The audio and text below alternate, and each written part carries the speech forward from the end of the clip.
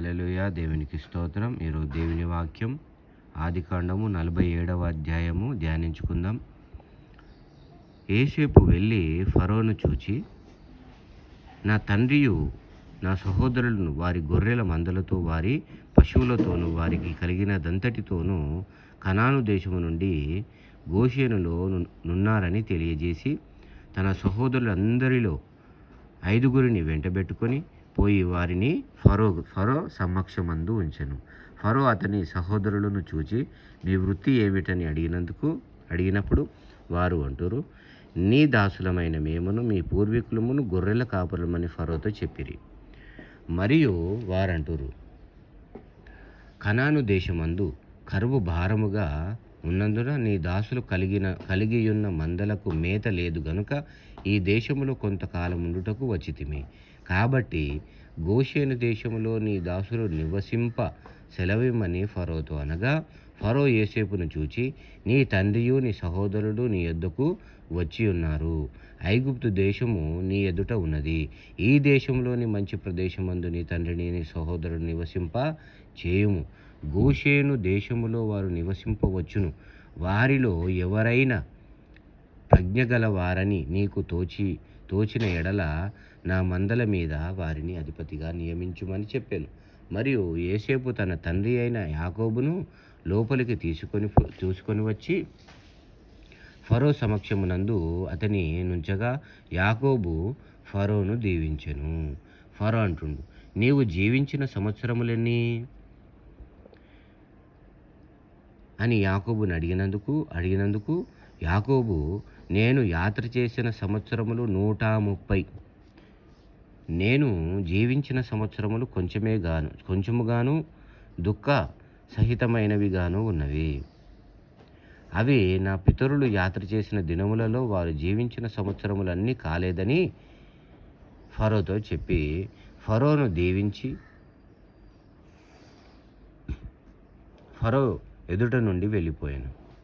ఫరో ఆజ్ఞాపించినట్లు యోసేపు తన తండ్రిని తన సహోదరులను ఐగుప్తు దేశములో నివసింపచేసి ఆ దేశములో రామశేషను మంచి ప్రదేశములో వారిని స్వాస్థ్యము ఇచ్చాను. ఆ దేశములో రామశేషను మంచి స్వాస్థ్యమును ఇచ్చాను. మరియు యోసేపు తన తండ్రిని తన సహోదరులను తన తండ్రి కుటుంబ వారందరినీ వారి వారి పిల్లల లెక్క చొప్పున వారికి ఆహారం ఇచ్చి సంరక్షించెను. కరువు మిక్కిలి భారమైనందున ఆ దేశమంతటను ఆహారము లేకపోయెను. కరువు వలన ఐగుప్తు దేశమును కనాను దేశమును క్షీణించెను. వచ్చిన వారికి ధాన్యం అమ్ముట వలన ఐగుప్తు దేశంలోను కనాను దేశంలోను దొరికిన ద్రవ్యమంతా యోసేపు సమకూర్చెను. ఆ ద్రవ్యమంతటిని యోసేపు ఫరో నగరులోనికి తెప్పించెను.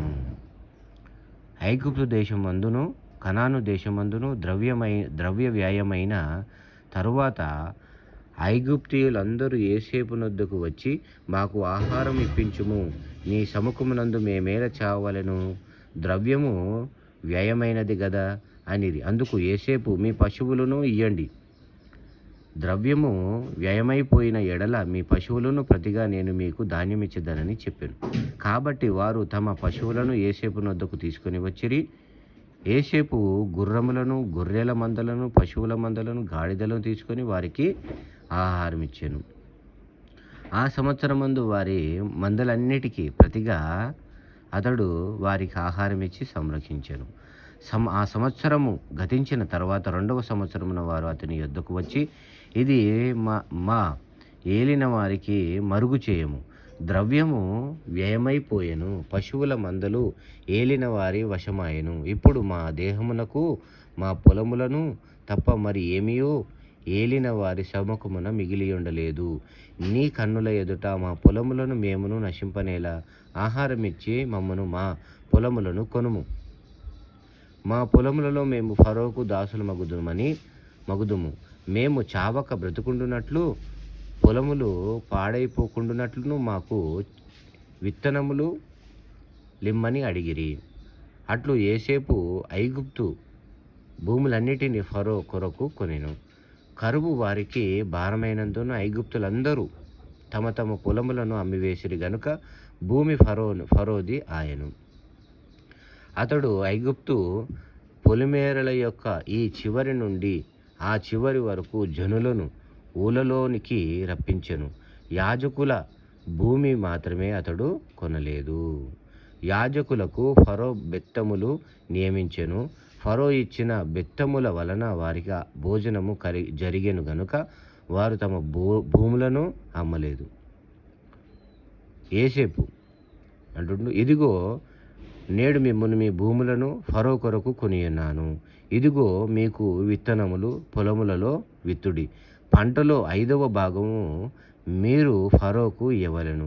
4 భాగములు పొలములలో విత్తుటకు మీకును మీ కుటుంబపు వారికి ఆహారమునకును మీ పిల్లలకు ఆహారమునకు మీవై యుండునని ప్రజలతో చెప్పగా వారంటూరు, నీవు మమ్ము బ్రతికించితివి, ఏలిన వారి కటాక్షము మా మీద నుండనిమ్ము, ఫరోకు దాసులమగుదనమని చెప్పిరి.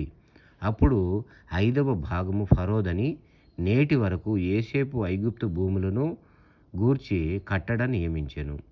యాజకుల భూములు మాత్రమే మినహాయింపబడెను, అవి ఫరోవి కావు. ఇశ్రాయేలీయులు ఐగుప్తు దేశమందలి గోషేను ప్రదేశములో నివసించిరి. అందులో వారు ఆస్తి సంపాదించుకొని సంతానభివృద్ధి పొంది మిగులు విస్తరించిరి. యాకోబు ఐగుప్తు దేశములో 17 సంవత్సరములు బ్రతికెను. 17 సంవత్సరాలు బ్రతికెను. యాకోబు దినములు అనగా అతడు జీవించిన సంవత్సరములు 147. ఇశ్రాయేలు చావవలసిన దినములు సమీపించినప్పుడు అతడు తన కుమారుడైన యోసేపును పిలిపించి, నా ఎడల నీకు కటాక్షమున్న ఎడల దయచేసి నీ చెయ్యి నా తొడ క్రింద ఉంచి నా ఎడల దయను నమ్మకమును కనపరుచుము. ఎట్లనగా నన్ను